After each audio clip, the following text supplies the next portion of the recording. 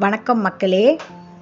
இன்னைக்கு விஜி கிச்சனில் நண்டு வறுவலும் ரசமும் பார்க்க போகிறோம்.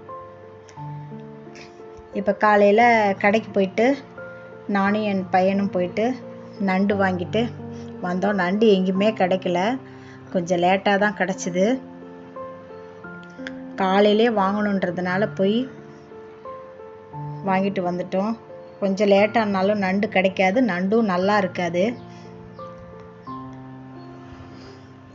அதனால் இப்போ வாங்கிட்டு வந்துட்டேன். அது லப்பர் பேண்டு போட்டு கட்டி கொடுத்தாங்க. நான் வாங்கும்போதே பயந்துட்டேன், உயிரோடு இருக்குமான்னு கேட்டேன். இல்லைம்மா அப்படின்னு சொன்னாங்க. சரின்னு சொல்லிட்டு நண்டு எல்லாத்தையும் செக் பண்ணேன், எதுவும் உயிரோடு இல்லை. ஆனால் செம்ம நண்டாக இருந்துச்சு. வாங்கிட்டு வந்துட்டேன். 1 கிலோ தான் வாங்கினேன். நான் எப்பயுமே கம்மியாகவே வாங்க மாட்டேன், அதிகமாக தான் வாங்குவோம், நைட்டும் வச்சு சாப்பிட்லான்னு சொல்லிட்டு. ஆனால் அந்த நண்டு சாப்பிட்றதுக்கு லேட் ஆகுன்றதுனால கம்மியாக வாங்கியாச்சு. இப்போ நம்ம நண்டு வாங்கும்போது பார்த்து வாங்கணும். இப்போ நண்டு நம்ம பார்க்குறோன்னு வச்சுக்க, எப்படி நல்ல நண்டா இல்லை அது ஒரு மாதிரி தண்ணி மாதிரி இருக்கும் அந்த நண்டா பார்க்குறது எப்படி அப்படின்றது இப்போ நண்டை அந்த கொடுக்கெல்லாம் எடுத்துட்டு சைடில் ஒரு இடம் இருக்கும் பாருங்கள், அந்த இடத்த நல்லா அமுக்கி பார்த்தோம்னா கல் மாதிரி இருக்கணும், அமுங்காமல் இருக்கணும். அமுங்காமல் இருந்ததுன்னா தான் நல்ல நண்டு. அமுங்கிச்சின்னா அதை வறுவலில் போட்டால் சதையே இருக்காது, எல்லாம் போய் ஒட்டிக்கும், அது உள்ளேருந்து தண்ணியாக தான் வரும். அதனால் இந்த சைடில் நல்லா அமுக்கி பார்த்து வாங்குங்க. இப்போ பாருங்கள் எப்படி க்ளீன் பண்ணுறேன்னு பாருங்கள். பார்க்கும்போதே தெரிஞ்சிருச்சு இது நல்ல நண்டு தான்ட்டு. அதெல்லாம் சைடில் இருக்கிறதெல்லாம் பிச்சிடணும். பிச்சிட்டு இந்த ஓரத்தில் இருக்கிறது அந்த ஓரத்தில் இருக்கிறது எல்லாத்தையுமே பிச்சு போட்டுட்டு நடுவில் அதை குழன்னு இருக்கும், அதையும் எடுத்துடணும். எடுத்துட்டு சைடில் இருக்கிற கொடுக்கெல்லாம் அப்படியே ஒடிச்சிடணும். ஒடிச்சு நான் முழுசாக தான் அப்படியே போடுவேன். இப்போ வெளியில் நான் ஏதோ ஒரு ஊரில் பார்த்தேன், அதாவது இதில் தான் பார்த்துருக்கேன், ஃபேஸ்புக்கில் தான், அப்படியே அந்த ஓடோடு போடுவாங்க. இப்போ பாருங்கள், இந்த நண்டு கூடி சூப்பராக இருக்கும். பாருங்கள், அங்கே பாருங்கள், இது சென நண்டு, அந்த ரெட் கலர் ஆரஞ்சு கலரில் இருக்குது பாருங்கள்.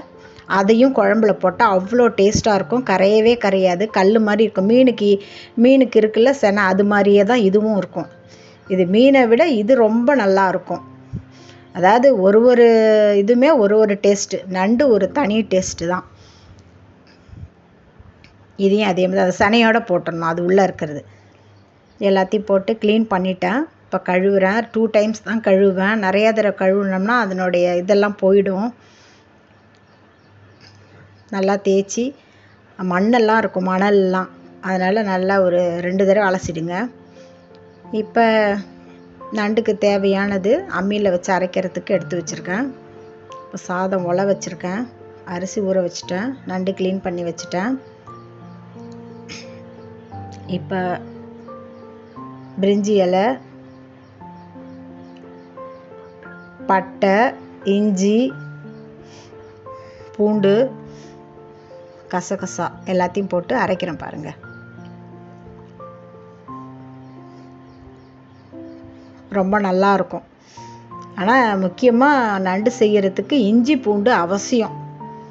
நான் கொஞ்சம் மசாலா ஐட்டம் சேர்த்துருக்கேன், இது டிஃப்ரெண்ட்டாக இருக்கும், ரொம்ப நல்லா இருக்கும்.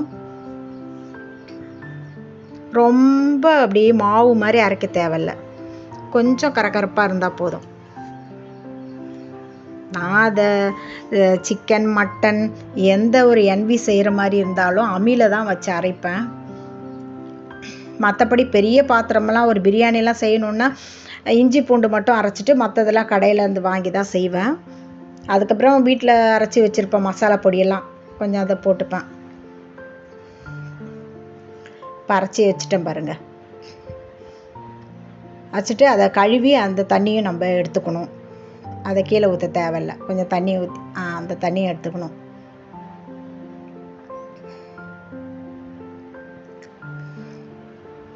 இப்போ வானல் வச்சாச்சு.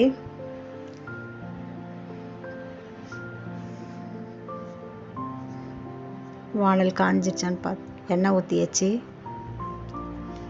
கடுகு போட்டாச்சு. கருவேப்பிலை போட்டேன்.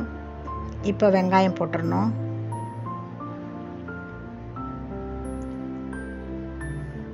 வெங்காயம் போட்டு நல்லா கிண்டி விடுங்க. நல்லா பச்சை ஸ்மெல் போகணும். நல்லா கிண்டி பாருங்கள், நல்லா வதங்கிடுச்சு. இப்போ நம்ம அரைச்ச விழுது அதில் போடணும். இஞ்சி பூண்டு கொஞ்சம் மசாலா ஐட்டம் சும்மா ஒன்று வச்சுருக்கேன். பட்டை அந்த மாதிரியெல்லாம் கொஞ்சம் வாசனைக்கு போட்டு நல்லா வதக்கிடுங்க. நல்லா வதங்கிடுச்சு.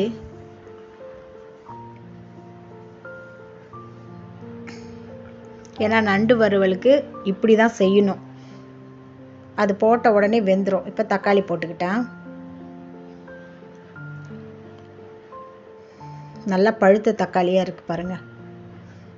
அது நல்லா சுருங்கி வரணும். கிரேவி அளவுக்கு வந்துடணும். அப்படியே சுருங்கி தக்காளி வெங்காயமெல்லாம். கொஞ்சம் உப்பு போட்டுக்கலாம்.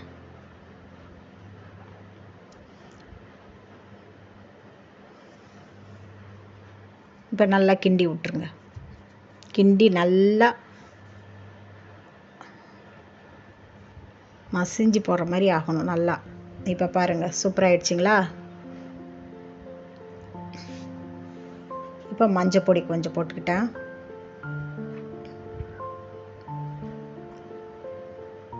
அதெல்லாம் முன்கூட்டியே நான் போட்டுருவேன். போட்டால் நல்லா அந்த பச்சை ஸ்மெல்லாம் போயிடும்.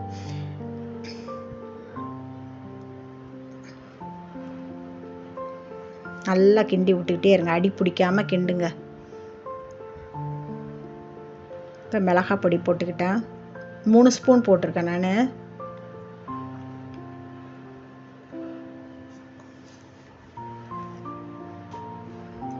நல்லா கிளறி விடுங்க. ஏன்னா நண்டு சீக்கிரம் வெந்துடும் அப்படின்றதுனால இப்போவே நல்லா வதக்கிக்கணும்.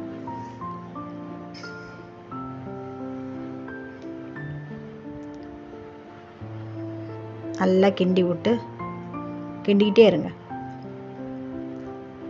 கலரே சூப்பராக இருக்குது பாருங்கள்.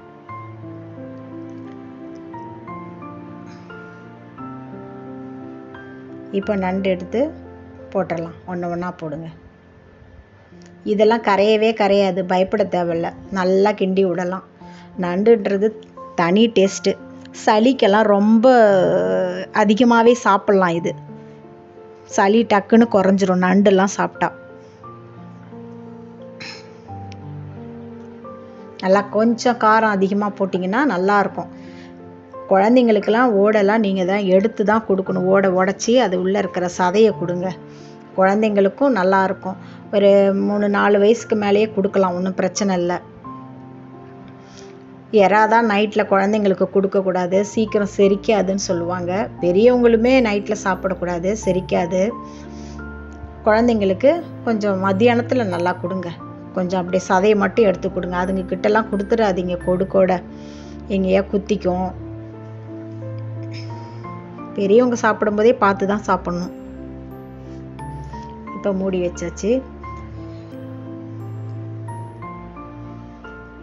பாருங்க, நல்லா வெந்திருக்கும். நல்லா கிண்டி விடுங்க. செம்ம டேஸ்ட்டாக இருக்கும். நம்மளுக்கு நண்டு வறுவலுக்கும் ரசத்துக்கும் ரொம்ப நல்லாயிருக்கும். அன்றைக்கி மறுநாள் சாப்பிட்டு மறுநாள் பாருங்கள், நம்மளுக்கு சளி ஏதாவது இருந்ததுன்னா குறைஞ்சிருக்கும். ரொம்ப நல்லது இதெல்லாம் சாப்பிட்டா.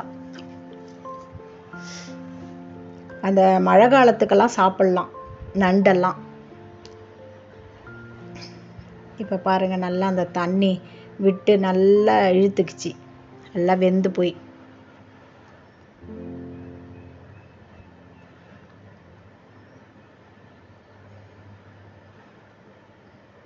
கம்மியாக தான் இருக்கும். 1 கிலோ நண்டு வந்து ஒரு 6-7 தான் வரும். பெருசும் இருக்குது ஆற்று நண்டு. அது ஒன்று போட்டாலே போதும், 4ஆக வெட்டி போடலாம். அது செம்மையாக இருக்கும். அதுலாம் கிலோ ஜாஸ்தி, ஒரு 1500 ரூபா அந்த மாதிரி தான் இருக்கும். அது ஒரு நாள் வாங்கி செஞ்சு காமிக்கிற மக்களே. இங்கே கடலூர் பக்கத்தில் இருக்குது, நான் அதை வாங்கி உங்களுக்கு செஞ்சு காமிக்கிறேன். இப்போ கருவேப்பிலை போட்டுக்கலாம். ஏற்கனவே போட்டது, அது மேலே போட்டு மூடி வச்சுட்டா இன்னும் ஸ்மெல்லு சூப்பராக அடிக்கும். இப்போ நான் அது ரெடி பண்ணிவிட்டு இப்போ ரசத்துக்கு மிளகு, ஜீரகம், பூண்டு வச்சு நுணுக்கிறேன். ரொம்ப நைஸாக அரைக்கக்கூடாது. நைஸாக அரைச்சா நம்ம மிக்சிலே போட்டு அரைச்சிக்கலாம். ஆனால் இது அம்மியில் வச்சு நீங்கள் ரசம் செஞ்சு பாருங்கள், வேறு லெவலில் இருக்கும். வெறுமனே குடிக்கலாம், குடித்தா இதுவும் நல்லது. நான் மிளகு கொஞ்சம் ஜாஸ்தியாக வச்சுப்பேன் ரசத்துக்கு. அடுத்தது பூண்டை அப்படியே நசுக்கிக்கணும், இதையும் ரொம்ப அரைக்கக்கூடாது. ஜீரகத்தை ரொம்ப அரைச்சிட்டிங்கன்னா ரசம் கசக்கிற மாதிரி தெரியும், அதுக்கு தான் நுணுக்கணும். போட்டு இதில் மஞ்சத்தூள், உப்பு, தக்காளி 4, பூண்டு, ஜீரகம், மிளகு எல்லாத்தையும் போட்டிருக்கேன். புளியும் கரைச்சி ஊற்றிருப்பேன். இப்போ அதை வந்து நசுக்கிட்டு மீதியை வந்து ரொம்ப கொஞ்சம் ஹார்டாக இருக்குது, அதனால் அந்த தக்காளியோட இதை வந்து மேலே அம்மியில் வச்சு அப்படியே நசுக்கிடணும். கொஞ்சம் தான் இது, கொஞ்சம் பழுத்த தக்காளியாக இருக்குது, மற்றதெல்லாம் அமுக்க முடியல. இது அப்படியே இந்த மிளகு ஜீரகம் அரைச்சோம்ல அதிலே வச்சு அப்படியே அரைச்சிட வேண்டியதான்.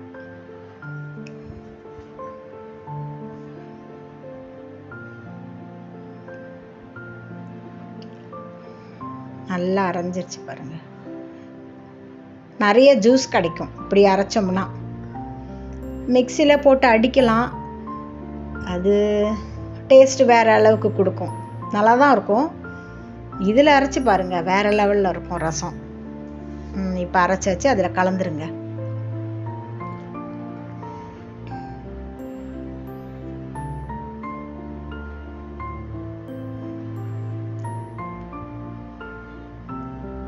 ரசமெல்லாம் ஒரு பெரிய வீடியோவாக போடுறீங்களேன்னு நீங்கள் நினைக்காதீங்க. நான் அம்மியில் அரைச்சதுனால போட்டு காமிக்கிறேன். மிக்சியில் தான் 100% எல்லாம் செய்வாங்க. நான் டிஃப்ரெண்ட்டாக ஒரு அம்மியில் வச்சுருக்கேன். இப்போ வானல் வச்சு எண்ணெய் ஊற்றிட்டேன்.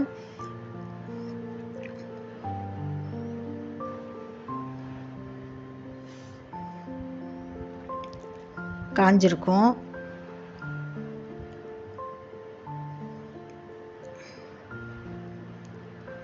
இப்போ கடுகு போட்டுக்கலாம்.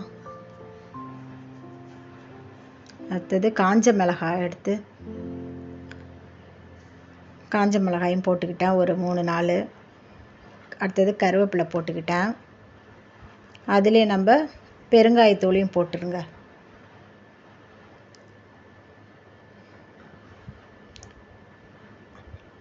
கொஞ்சம் ஜாஸ்தியாகவே போட்டுங்க, நல்லது. இப்போ ரசத்தை ஊற்றிடுங்க. ரசத்தை ஊற்றி மேலே மூடி போட்டு பொங்கக்கூடாது, அதாவது பொங்கி வர்ற மாதிரி இருக்கணும், கொதிக்கக்கூடாது.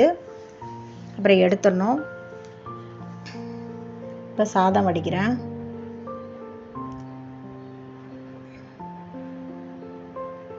எனக்கு குக்கர் சாதம் பிடிக்காது, அதனால தான் சாதம் எப்பயுமே வடிச்சிடுவேன்.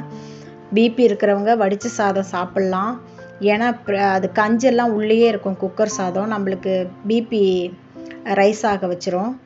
அதனால் நம்ம வடித்த சாதம் சாப்பிட்றது ரொம்ப நல்லது, அதில் இருக்கிற கஞ்செல்லாம் வெளியே போயிடும். குழந்தைங்களுக்கெல்லாம் குக்கர் சாதம் கொடுக்கலாம். இப்போ சாதம் பரிமாறுறேன், எல்லாம் ரெடி ஆயிடுச்சு. தட்டில் சாதம் சுட சுட சாதம் எடுத்துட்டேன்.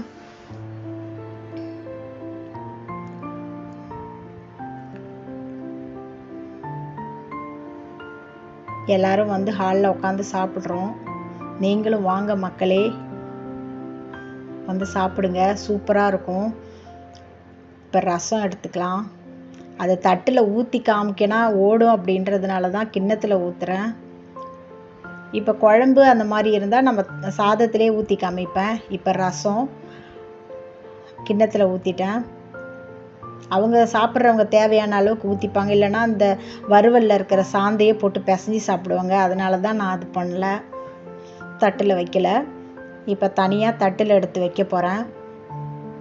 அவங்க பொறுமையாக சாப்பிடுவாங்க எங்கள் பசங்க. இது மாதிரி நீங்களும் செஞ்சு சாப்பிட்டுட்டு எப்படி இருக்குன்னு சொல்லுங்கள் மக்களே. நல்லா இருந்ததுன்னா எனக்கு சப்ஸ்கிரைப் பண்ணுங்கள், லைக் பண்ணுங்கள், கமெண்டில் சொல்லுங்கள். எந்த தப்பாக இருந்தாலும் திருத்திக்கிறேன். நன்றி, வணக்கம்.